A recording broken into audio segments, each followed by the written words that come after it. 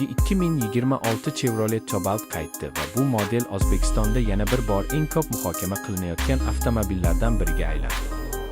Cobalt nomi ko'pchilikka yaxshi tanish, chunki u yillar davomida ishonchli, tejamkor va kundalik hayot uchun qulay sedan sifatida xizmat qilib kelgan. 2026 yilgi yangi avlod esa aynan shu an'anani saqlagan holda, zamonaviy dizayn va yangilangan texnologiyalar bilan taqdim etilmoqda.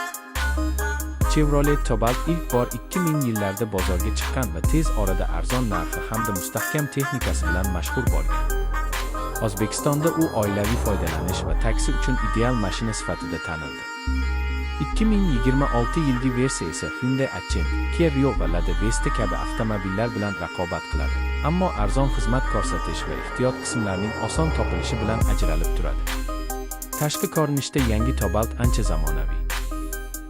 Old qismidagi yangilangan radiator panjarasi va ingichka faralar mashinaga jiddiy va chiroyli qiyofa beradi. Yon va orqa dizayni silliq chiziqlar bilan ishlangan bo'lib, umumiy ko'rinish sodda, lekin zamonaviy. Salon ichida esa sensorli multimedia ekran, Android Auto va Apple CarPlay qo'llab-quvvatlashi haydovchi uchun katta qulaylik yaratadi.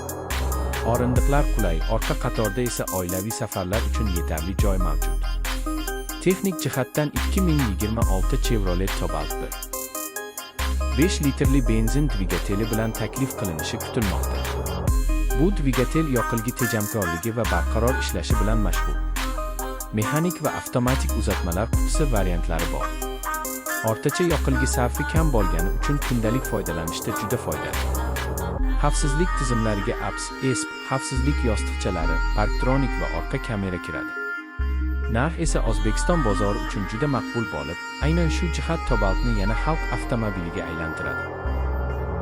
Umuman olganda 2026 Chevrolet Cobalt ishonchli, qulay va hamyonbop sedan izlayotganlar uchun juda yaxshi tanlov bo'lib qaytdi.